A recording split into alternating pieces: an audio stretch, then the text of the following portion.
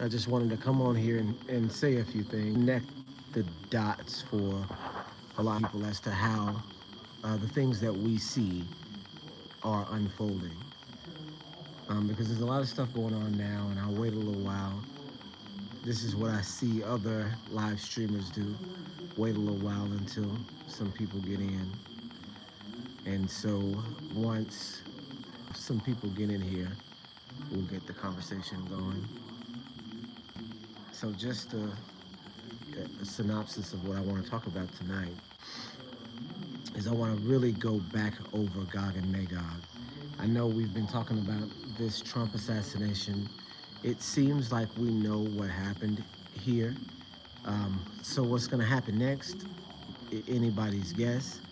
But we are watching. We are making sure that we are looking and paying attention to what's going on.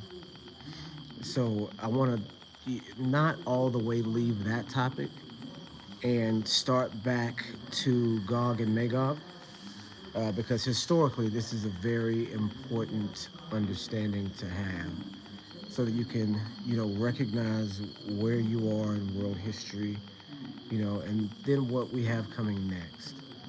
Because this Gog and Magog prophecy is at the center of everything. It's really everything that you see going on right now is based around Gog and Magog.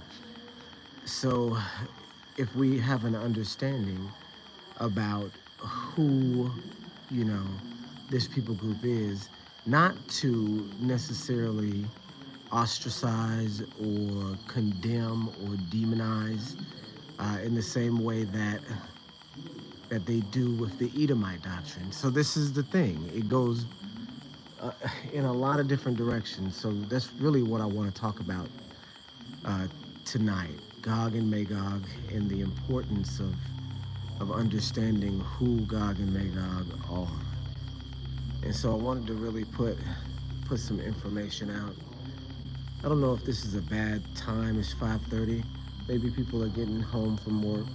Maybe some people haven't quite made it home yet.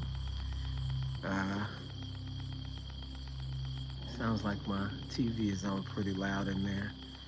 But that's really what I wanted to get into, is the history of Gog and Magog, and an explanation to what we see around us, to try to get some clarity in what we see, right?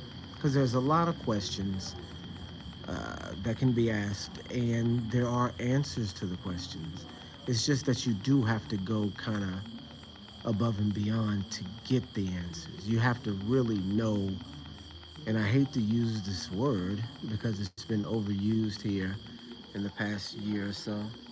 You have to know the narrative, and you have to follow the things that you know very closely in order to really get the whole picture, right?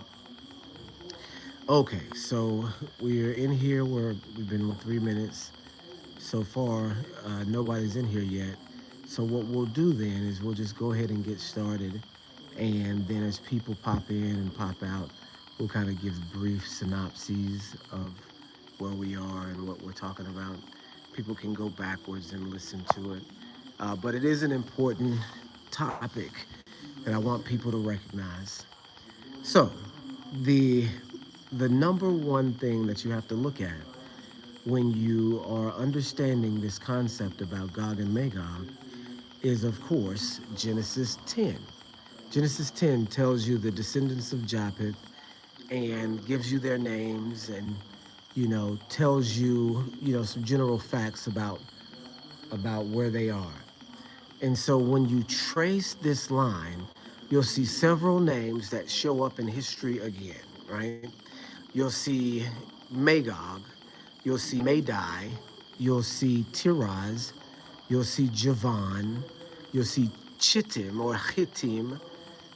You'll see all those names, and you'll see them at the beginning of Genesis, but you won't see them again until until Ezekiel. You won't see them again until Daniel. You won't see them again until way later on. So we're talking about from their inception, from the brother Japheth, all the way up until the time of Ezekiel. You don't have a whole lot going on from these people. Do you understand what I mean? So you don't even hear about him in history until you get to about Ezekiel and Daniel in that time frame. And so if you know biblical chronology, Ezekiel and Daniel were contemporaries of one another. So they lived at the same time. Also Jeremiah, right? So they all lived um, around the fall of Jerusalem in 586 BC, because all of their books record this event from Jeremiah being at the end, and from Daniel and Ezekiel being at the beginning. So we know that these three prophets lived simultaneous, right? All at the same time.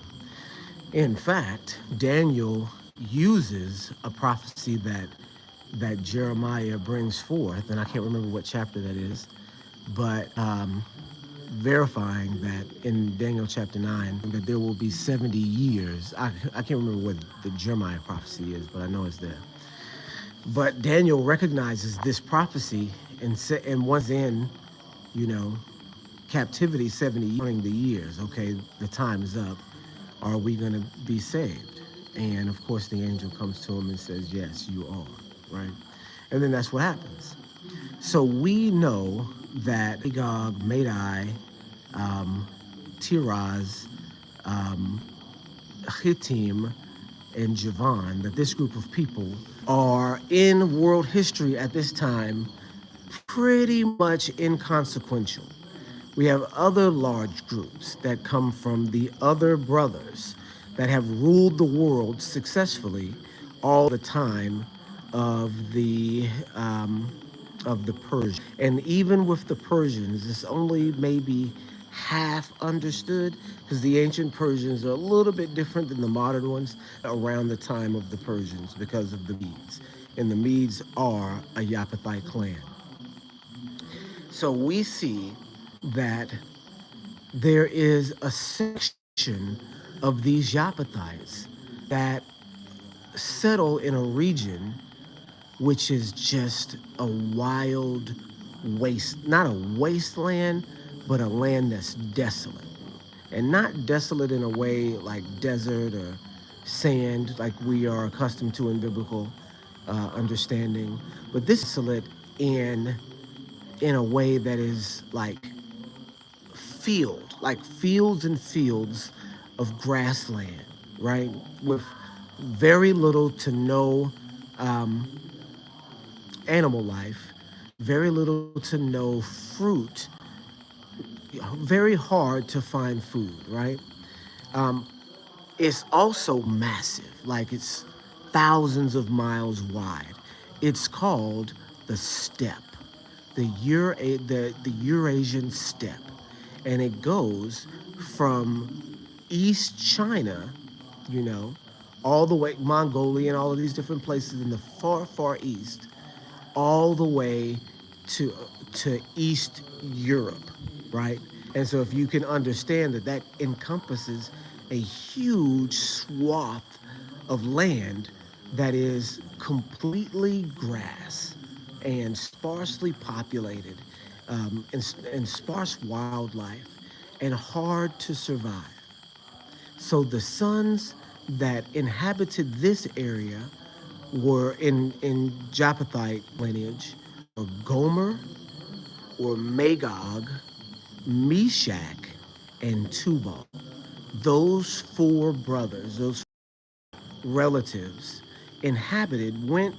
migrated from Ararat, where um, the ark landed, from there, and then traveled to the west and the north and settled in that region, that vast region called the Eurasian steppe. And so they were there for a very, very, very long time. And so something weird happened to them when they got there, right? Something very strange happened to them. because they were there for so long. They were, adapting to their environment. People have called it evolution, but you can't call something evolution that, takes a generation. This is clearly adaptation or mutation.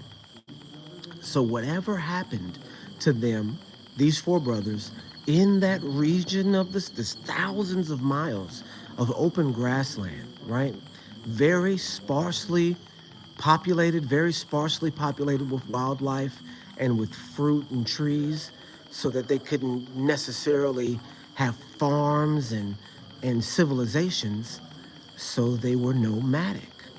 These were what are called the Indo Europeans. This is that group. And once they got into that area, they were really trapped, because on the very west of the steppe region, this is called the Eurasian steppe, and this is to the north, far east, and it's just above the Black Sea and the Caspian Sea, right? Along the area that is, Russia, northern China, northwestern China, all the way to Eastern Europe, right? And so they were trapped in by a set of mountains on each side. I believe it's the Ural Mountains on the west. There's another set of mountains that separates the Eurasian steppe from main China on the east. And then to the south, there's the seas, the Caspian Sea and the Black Sea, right? And in between them is the Caucasus Mountains. The Caucasus Mountains were impassable to this group. So in this region, for thousands of years, these four brothers, Gomer, Tubal, Meshach, and Magog, just fought against each other and nomadically spread themselves out all along that plain and struggled to survive for thousands of years.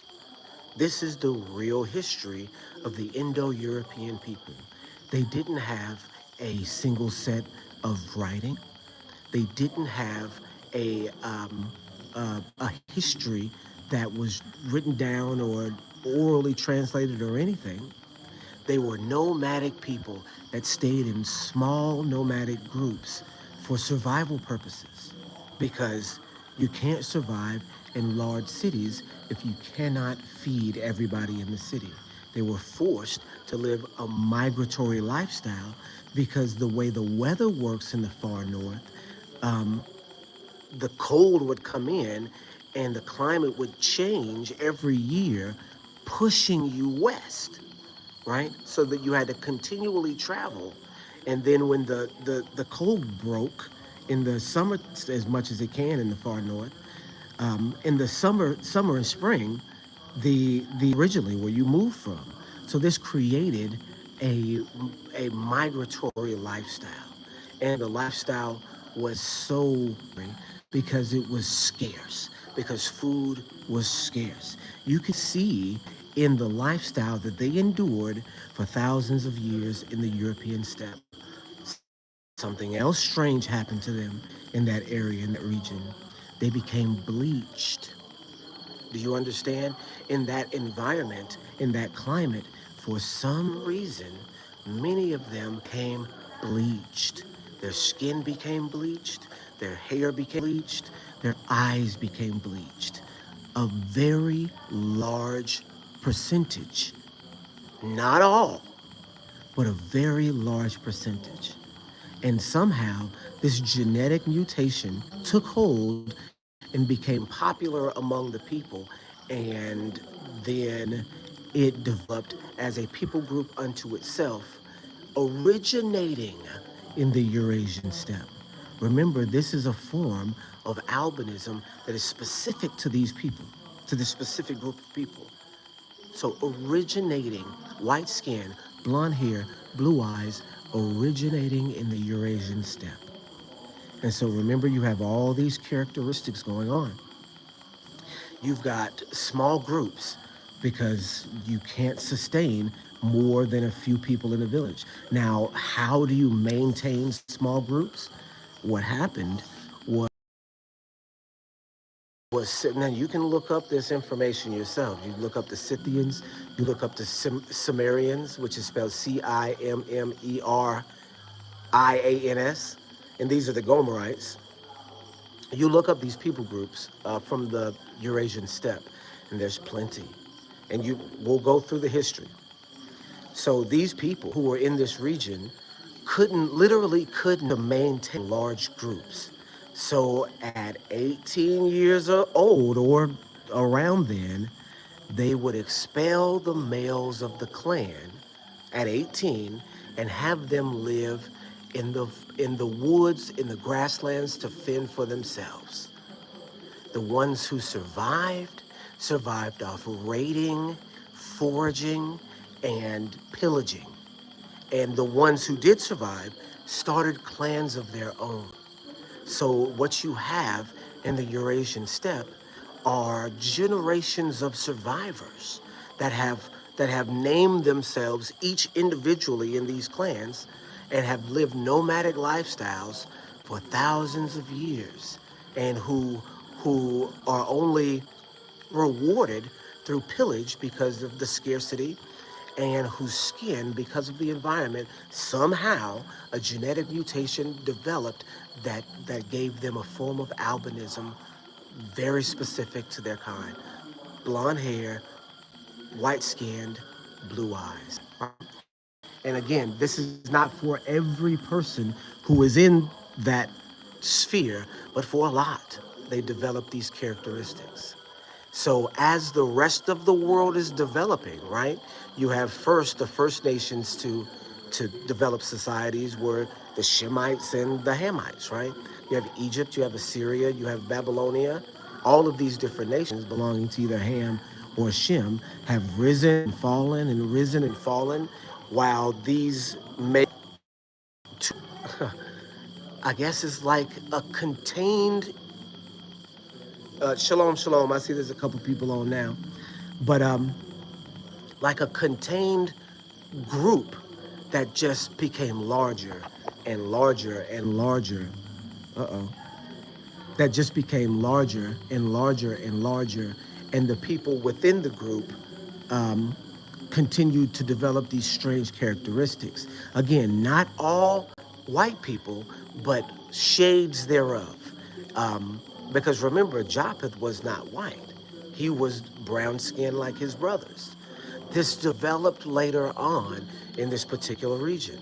So as the rest of the world is rising and falling, and you have, the Greek states that are, and did I say Javan is in the group with them? Javan is not in the group with them. Javan is in a different group because this is where the Ionians, the Greeks, come from, right?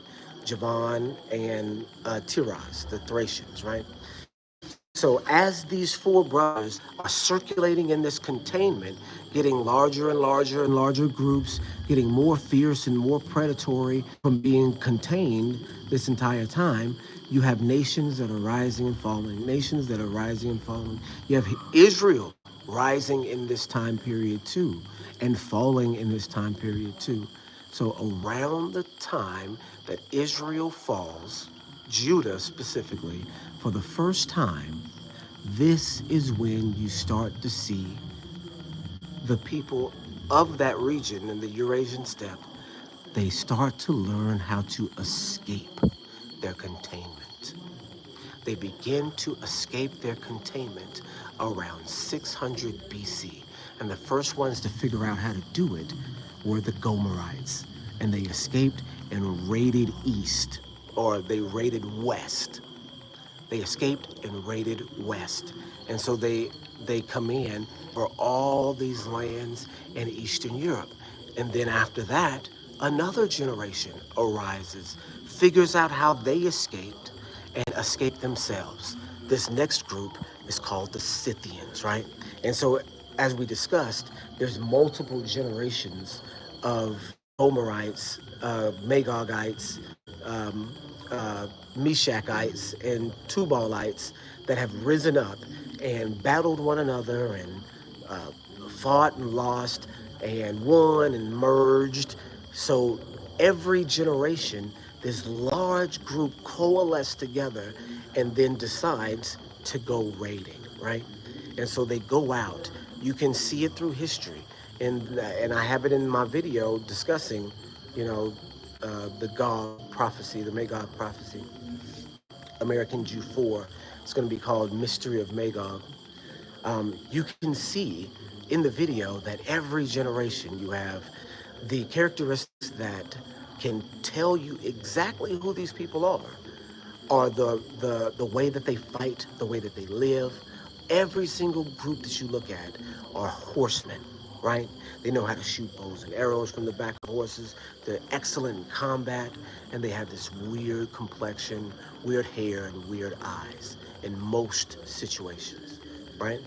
And so we see that beginning to emerge in the 6th or 7th century BC when we hear of um, first Ezekiel talking about them and saying, giving a prophecy that in the far future, that these people will destroy the world or will take over the world in a bid to destroy Israel at the end of the world, right? So these people are identified at the end of the world as soon as they escape containment. Do you understand what I'm saying? And so that's important to recognize because when they escape containment, when the entire rest of the world gets a peek at who's been hidden in the steppe region for this entire time, what they see is what they call a barbarian, someone who is uh, uh, in war, vicious and brutal, stressed, someone who lives in the back of their wagon and is nomadic, someone who is not hygienically sound, someone who's really just as animalistic in war, even to the point of cannibalism, animalistic as possible. People who were considered the absolute lowest low. And this is not to point fingers or get any, you know, ideas about contemporary who these people are. But again, this is the actual history. You can look at the Roman records yourself. And the Romans thought of them as barbarians, as people who were almost subhuman to the point of demonic. Do you understand what I'm saying? These are people who in war would tattoo themselves all over, summon spirits, and go into a berserker rage in battle naked. And so if you can imagine Romans who were accustomed to a civilized and sedentary lifestyle, seeing this type of warfare would be shocking, right? And, it is, even without that, it's still shocking, right? So we understand that at this point in history, they are introduced onto the scene and they're described by their fighting style, by their living habits, and then by their complexion. Red hair, blonde hair, blue eyes, white skin. Nearly every time, y'all. Nearly every time. Now, as people be Eurasian steppe, they only come out in raiding bands. Do you understand? And when they come out, they enter into these lands and have a different experience than they did in the lands of the Eurasian steppe, where they had to move every, 6 months in order to stay warm, right? In these new areas where they were, whenever they were able to escape from the mountains, in these new areas, they experienced mild climate where they didn't have to move or stay mobile. They were able to plant their flag and say, okay, well, we're going to stay here because this is a mild environment, right? And so what happened is when history started to become in their control, they started writing themselves as the original inhabitants of that land. And they began to do this everywhere they went, right? Because we understand that the ancient world is an ancient black world, and that the people that populated in every community all over the face of the face of the the plane, I guess you could say, were black people, right? In every continent, in every island, in every, province, every crevice of the earth. That changed when Magog was released from the Eurasian steppe. It was a complete racial remixing of the earth. Do you understand? And so when we look at them identifying in history, right there at when Ezekiel's prophesying, we see, okay, it's ridiculous at Ezekiel's time for this group of people to have any lasting. I'm doing a video. I'll be back in there in a minute. To have any lasting and profound effect on society, right? The Romans would have never expected it. The Greeks would have never expected it. Um, the Persians would have never expected it. And these are the first people groups to encounter them in battle. And these are the things that they said about them, that they were the most uncivilized group of people of all time, right? The highest of uncivilized. So you continue forward in history. You get down to, because we're in 586 BC, stuff of Jerusalem, let's just call it 600. You get down to 400, you have another group of people coming out of the Eurasian steppe, um, different from the first group, but racially the same, because this is a new generation. Remember, the first wave come out their pastures and then plant their flag, right? the in the next generation, remember, you're going to have successive waves of raiders, because in the Eurasian steppe, they're kicking their children out at 18 and they're forming these raiding parties, banding together, and they're going out hunting, right? They say going out a Viking. This is where the Vikings come from, right? The exact people doing the exact thing about 1,000 years later. But we'll talk about that here in a minute. The next generation comes out. They're called a different name because they've banded together under some other concept or some other person, and then they go raiding again. And they defeat the first raiders who had taken up that area. They push them further west, and they conquer on down further. So what you're looking at then is the people that call themselves at this point Germanic. Not only are they doing this on the western side of the steppe, they're also doing it on the southern side, which is the Caucasus Mountains, and then on the eastern side as well, into Mongolia and Russia and Siberia and that area too. And so you have different groups with the same characteristics, the same lifestyle, and really the same name, Magogites. The Bible calls them Magogites. When it says all the people gathered up with them, this is who they're talking about.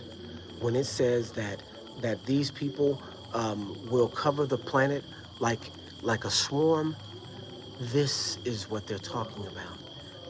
They escaped again from the Caucasus Mountains. You have to understand, in every place where they escaped from, there are ancient walls. The Great Wall of China to the east was built by the civilization that was in China to keep Gog and Magog out. The Theodosian's Wall, I believe this is in near the Caucasus. I think this is near the Caucasus. Forgive me if I'm wrong. Built to keep Gog and Magog out, even though there's some historical, ways to say that Theodosian himself was, had some Gog in him. But in England, walls built to keep Magog out. Everywhere you look in ancient history where walls are built, it appears that it was done to keep out the barbarian hordes, who we know to be Magogites. But what do we see now in modern day? What do we see? We see the broken walls. That's all we see all over the place where there are walls, is broken walls. And we see a changed world. Do you understand that the thing that they feared happened? The thing that caused them to make the walls happened. When the Magogites, because now they're a conglomerate group of people. Remember, in every generation, they're coming, sending their people out. Even the people that come out that inhabit the lands that they conquer are getting attacked again by the next generation and being forced to move and conquer more and pillage more. What you end up with after that cycle is a spreading over of the entire world, right? In the third and the second century, you have another wave coming out, displacing the former group of Gogites that were there, Magogites that were there, pushing them further west, then pushing the other group further west. Same thing in the south, same thing in the east. You have all of these different nations now being overrun by barbarians. You have ancient Greece overrun by Gaul and Iberia, which is Spain, Germany, all of these different places, which were once parts of the Roman Empire, inhabited by tribes that were calling themselves, everything from Roxolani to Gothic to everything. Do you understand what I'm saying? And so when they landed in these places, in order to gain the understanding of the area, they pretended to be those people. And they did it everywhere they landed. Every single place they landed, they pretended to be the original people. They conquered all the way down through France, all the way down into Spain and Portugal, and then crossed over the Gibraltar into North Africa, into Algeria, Morocco, Libya, and conquered those areas too. These are the Vandals, a later group. This is why North Africa isn't black. Do you understand? Everything north of the Sahara is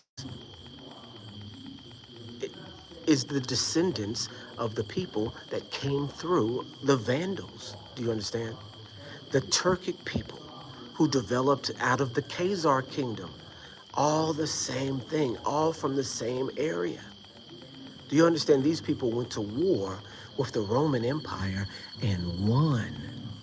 And they inhabited, or they placed their own people in these nice lush areas and developed kingdoms and became the popes, became the Caesars, became the caliphate, became all of the kingdoms in the Levant, all of the kingdoms in Eastern Europe, all of the kingdoms in Asia, all of the kingdoms in North Africa, all of the kingdoms in Western Europe.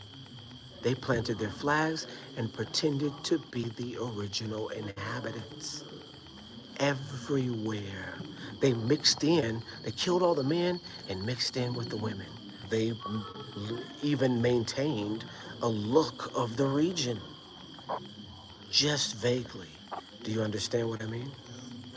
This is the history of Gog and Magog. And the thing is, it's so prophetic that you couldn't write it in a book. You have right there in the Bible, but you couldn't make it up because it's such a dramatic flip-flop that Ezekiel himself would have been surprised to write it. The people he's talking about are the lowest of the low at the time. They didn't have writing, they didn't have history, they didn't have cities or villages. They lived in their wagons and they were just on the brink of animalistic behavior. And these go on to be the people that developed the skyscrapers that we see today. Do you understand how dramatic of a prophecy this is? This is the history of Gog and Magog. And if you understand it, it works perfectly throughout time. If you read history, if you read Christian history empire, starting at around about 400 AD, 100 years of Christianity in Rome before it fell, right? Some people even say Christianity is what caused it to fall. But we, not channel discussing politics, we're discussing biblical history and prophetic alignment. Um, so about 100 years before the fall of Rome, Rome goes Christian, right?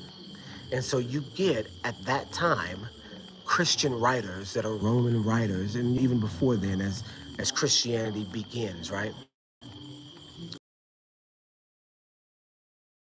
Now picking up in Gentile ones, because we understand that the first Christians are not Christians; they're a Jewish sect, and as they start making changes and start having their own ideas, and then we end up with Christianity. So these original, quote unquote, original Christians who are Gentiles began to try to figure these prophecies out themselves. And so whenever they would look at the Scythians, at the Visigoths, at these groups of Germanic peoples from the north that are invading the Roman areas, the early Christians who are Gentiles themselves, who are, distant cousins of Magog, are saying, "Hey, these are the guys. These are the people." That frog is about to eat that bug right there. No, he got away. But these early Christian writers are saying, hey, these are the people. These are the ones. These are the Magogites right here, as described in Scripture in these places, including Antichrist himself as Gog. Right? They identify the early Christian writers identify Gog as the Antichrist, is the name of the Antichrist. Right?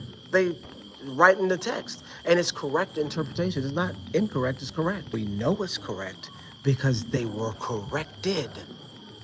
So 100 years later, as the Gothic tribes, as the Gogite tribes start to come in and invade Rome, they destroy Rome, they sack Rome in 410, they sack it again in 475, they sack it again 100 years later, they start to build kingdoms that have influence in the area, in Rome, in Italy, start to become powerful groups in Italy. The descendants of the Vandals, the descendants of the Ostrogoths, the descendants of the Huns start to become like lords in the area, right?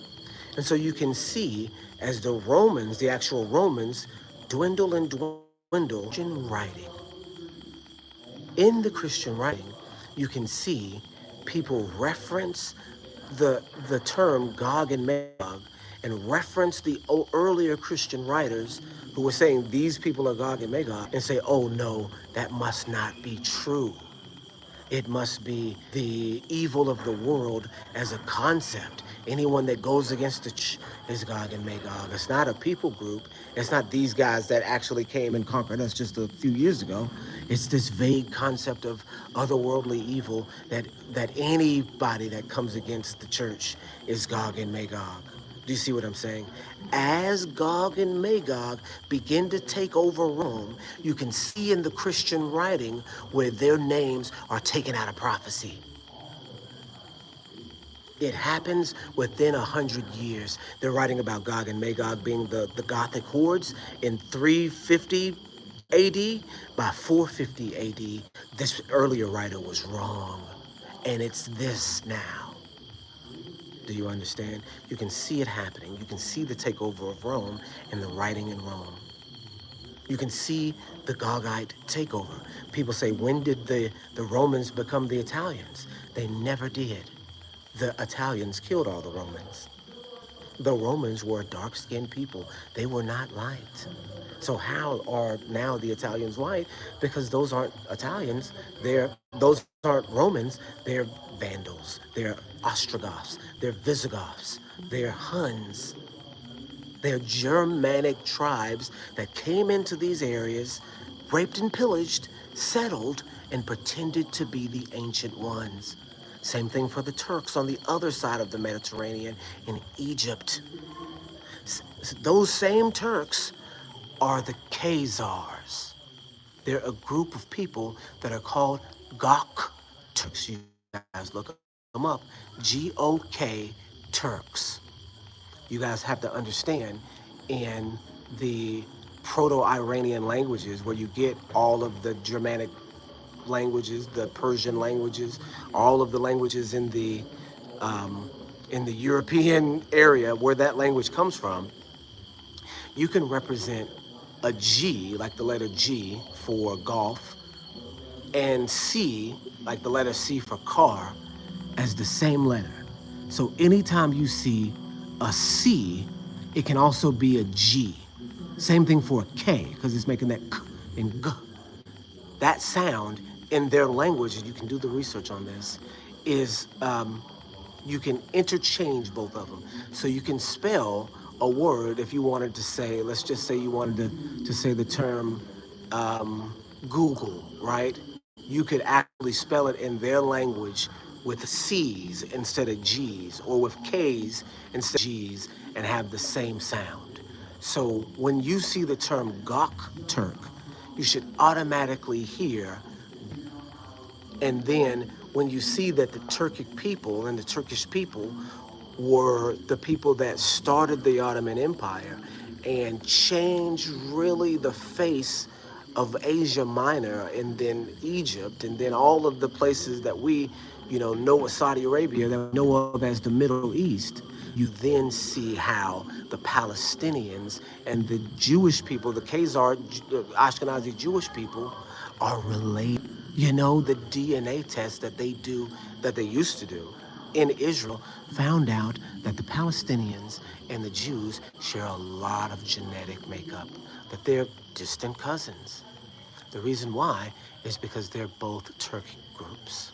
They're both Gok Turks, which are Magogites, which came and conquered the Middle East in the 10th through the 15th centuries. Just another group of these particular people that raided in a different direction at a different time.